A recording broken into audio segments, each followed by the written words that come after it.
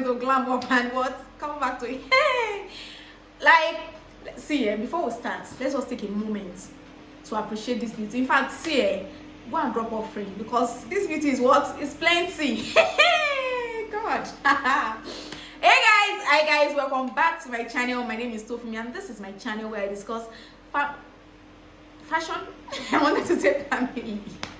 Where I discuss fashion, lifestyle, entertainment, and anything and everything that relates to my life as a girl child, as a woman, as a Yoruba woman, as anything that you can classify me under. Living in Nigeria for now before I jackpot. I've been saying this thing with faith in the name of the Lord, and it's going to come to pass because the Bible says that speak forth the things that are not as though they were. So guys, in this video, I don't know where I'm going to start from, but this video was born out of the Sylvester issue, and I've seen a lot of reactions, I've seen a lot of comments about from people online, especially as regards to the issue of bullying in secondary schools, in boarding schools. I think I should say secondary schools because it actually happens, but it's actually more in boarding schools because I mean you get to sleep with these people in the hostel, you guys stay together, spend most of your time together, spend weekends together, and there's no parents around for you to report to or to complain to, because teachers say all of them say they are in the same boat. And guys, one thing I've come to realize is that people are missing out on the fact that abuse and bullying isn't physical punishment alone. Just like it says when it comes to domestic violence, that abuse isn't physical abuse alone. So there's emotional abuse, there's mental abuse, and all of that. Same thing applies to this boarding school issue. Abuse isn't physical alone. So I've heard of seniors. No, what am I even saying? I've seen seniors punish juniors because, and it's always because of petty issues, petty reasons. And you now end up hearing that, okay, what was the reason? Maybe she passed beside me fast, she was too fast. Yeah, there was something along those lines when I was in JSS 2. Yes, JSS 2. Our seniors were always saying that if I'm walking, you run. If I'm running, you fly. If I'm flying, you disappear. If I'm disappearing, you evaporate. It was just a lot of gibberish and nonsense. And if you didn't comply with these rules, there was bound to be a punishment. And the punishments were not always something very, very small, something very, very easy. It was always something very, very difficult. And now seeing these things, all of us are talking about these ones that we can see, that everybody can feel. We are not talking about the emotional part of abuse. Now, there are some of my colleagues, even myself. Okay, now starting from my own case, when I was in GSS 1, I come from a village, yes, and I was born and brought up in that village. It's a town now. It's more how do I call it? It's more civilized. Yeah, it's more civilized now. And that was where I was born. That was where I was raised. And then I came into GSS 1. And speaking when I got to secondary school, and people were, seniors would normally want to engage. They want to test and gauge your level of intelligence. They'll be asking you some questions that they'll be expecting you to have fast and rapid answers to it, or which I did, because as I GSS, it's now that I've used a lot of things have occupied my brain. As I GSS, when I was I'm actually a very, very brilliant person till now, an intelligent person, and at least I can boldly say that I know a bit of a lot of things. I know small bits. It's not like, except football. That's the only thing you can ask me. I don't know. And crypto. Yes, I don't know anything about crypto. The only thing I know is to buy and to sell. Monitoring crypto, buy the dip, sell the dip. I don't even know what that means. So back to what I was saying. And when they asked me this question, and they found out that most of these things they were, because of these things they were asking me, even petty and nonsense things. They now resorted to saying that I had, there's this thing they say in Yoruba that I had a day. So now a day means that you had like a tonation. Okay, a hair. So they say that Nigerians speak a certain type of way that is different from the way British speaks. More like I had a local accent. And it was surprising to me because I didn't see myself as someone that had a very, very local accent, because I've heard my colleagues speak and I didn't see it. Even till now, I still do not see it. But then they used that to characterize me. And more also because I was a bit vocal when I was in GSS 1. I don't want to say I was rude.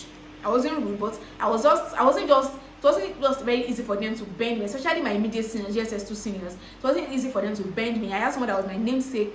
I had someone that had a closest name, like it was just an alphabet that is different. There's just an alphabet that is a difference between our surnames. And I'm just like, these things don't make any sense to me. Why are you dragging me because I have the same surname and same first name with somebody else? So most of these things were the reasons why they just needed something to pinpoint on me. And when they started saying these things, I found it weird, because I was just like, this thing is a lie. It's not true. And I didn't see it as a big deal until they started calling me by Omotolede. And I was just like, what is this nonsense?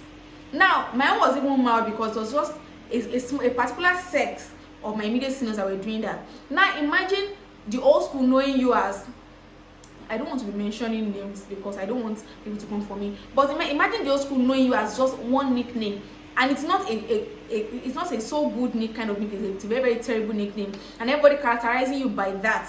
And you know, the thing with schools is once everybody catches I don't want to say fever. Once everybody catches ups on something, it just goes on and on. It has a way of going on. There's no way you can shake it off. This is the society we live in. That's why they say no matter what you do, that stigma is still there. Yeah, stigma is what I was looking for. That stigma is still there. Now imagine people using that to abuse you. Like, because no matter what you do, they just come back and say, oh, okay, for example, like in my own case, let's just assume that I was still vocal up until my GSS 3 days. It would have been very, very difficult for me because no matter what I did, they would have come to say, and it was very, very painful for me because at a point, I would not even lie, that was actually what reduced how vocal I was in my junior school days, because I was finding it difficult to speak English, especially English. I was finding it difficult to speak English, coupled with the fact that I was more of a stammerer when I was way younger. At least you can still get it the way I'm talking very fast now. I was more of a stammerer when I was way younger. So I was not even more of, I was a stammerer when I was way younger, and they said I had a local accent. So imagine being called a rapper and a local accent. People say local rapper. Wow, lines. It's not funny. So that's what I'm saying. And there were a lot of my colleagues that went through these things for 6 good years. Because the thing is, now when seniors use emotional abuse on you, when they do some things to you and they call you certain kind of names, eventually even your colleagues will start using that to insult you, and it becomes a very, very terrible thing. It becomes a pandemic. What I'm trying to say in short is that as we are focusing on the physical abuse, on the physical part of bullying, let's also not forget the emotional part of bullying. Seniors used, even our colleagues. Yes, I had colleagues that were bullies, like my colleagues, my classmates that were bullying our classmates. Nobody bullied me. None of my classmates bullied me. But what I'm trying to say is, it's everywhere, and it's not only about the physical part of abuse. And I can boldly say that everybody at one point, especially through the secondary school stage, has been through abuse, emotional abuse, has been stigmatized for one thing or the other, has been emotionally manipulated for one thing or the other. So there was this Friday. Fridays are always shorter because of the Muslims prayer, and Christian students used to have fellowship in my secondary school too. We're in GSS 2. Yeah, GSS 2. So that Friday, I said I wasn't going for lunch after chapel, so I went to the hostel. The hostel rooms were still locked, so we had to sit on the corridor. And when we sat down, everybody placed their bags together. So there was this my colleague that her parents brought Chicken Republic fried rice for her, and no, Mr. Biggs actually. And they put the rice there. Eventually, we got tired of waiting, so we had to go back to class area. I had to go back to class area. By the time I got back, I just picked my bag and carried my bag to my room. And later at night, they came to tell me that the girl said that her fried rice was missing, that somebody ate her food.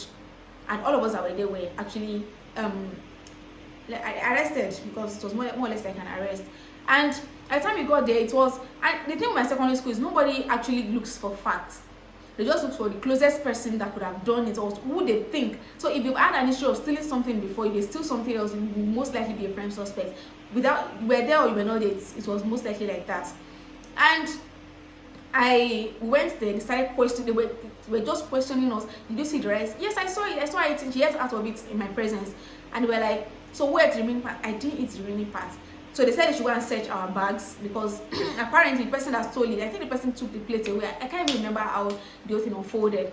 But unfortunately for me, they got to my bag and then they found some grains of rice in my bag, and they were like, probably I stole it, and then it poured in my bag after maybe where I was carrying it away. And I tried so much to convince them that I did not steal this fried rice. And it was, even if I stole it, there was no way I would have carried it so that nobody would have seen it, because that place was a crowded place. So whoever carried that food must have carried it and eaten it later at night, or eating it way away from the hostel. So after I went to class area, people were there, I mixed with people, and then all of us came back to the hostel together. So there was no way I could have eaten that rice alone. Even my best friend at that time did not believe me. And she kept on pressuring me that I should confess. So better for me to confess. If I don't confess, they're going to drag this thing. And it got to a point that it was getting too much, and I told them that, okay, yes, I did it. So now what? I have eaten the rice. Case closed. Now what? But after I did that, I went back to my bed and I cried, because after I said I did it, then the most painful thing that happened after that was a sentence that somebody said, and it still came back out from the fact that it felt like I had a local accent. The person was like, maybe it was because I was very, very local and I had never seen fried rice in my life before. It pained me. Like, it was very, very painful. And it was from someone that was close to me, someone that knew, more like a family friend that we came together from home. And I found it very, very painful, because why would you think I would still fried rice? Because I had never seen it before. Because 2 visiting days before, my best friend's friend, my mom brought fried rice for her and we ate it together. And then my best friend said, but so this person's mom brought fried rice and we ate it. So why will you say it's because you've not eaten it before? I said I didn't say it. I didn't say it's because I've never eaten it. I just had to say I did it so that they could leave me alone. I mean, what was I could have? Punishment. They've punished us already. They've said a lot of things to us already. So what more can happen? They'll punish me the more, and then everybody will let go and to die down. And if it doesn't die down, case closed. No need stigma, because the stigma was already there that I think we're 3. The stigma was already there that I wanted you fried rice. So what exactly was the point? But after that incident, it took a while for people to forget that incident. People were saying that I stole. So anytime somebody's item or property was missing, they come straight to my local, to my bag, to come and check. And after every incident, after every occurrence like that, I always went back to my bed to cry, because it was very, very painful to me to go through all of that because of one person, because of what one person said. And I would not even lie, it made me resent the person whose fried rice was stolen, because I felt like, even not because of you, this thing wouldn't have happened. But ladies and gentlemen, she's one of the bestest friends that I have right now. So anyways, long and short story of this thing is that abuse isn't physical violence alone. It's not physical. It's not until you start slapping somebody or beating them or telling them to kneel down, to squat and fly their hands, to sew wedding gown. Well, these are the types of punishments we had in my secondary school. To sew wedding gown. Sewing wedding gown was a very, very terrible thing to do, because it was quite tasking, just like normal sewing wedding gown. Anyways, I know that most of us have been through these things before. Most of us have experienced this thing in one way or the other. Let me know in the comment section. Let's meet in the comment section. I'm very, very sure that I'm not alone. Until next time, guys, if you have not subscribed, look at this video. That's been serving you content since December 1. God, at the end of December 31, I'm going to say I did you people well, and I can be rest assured that yes, I did this thing well. Until tomorrow, guys,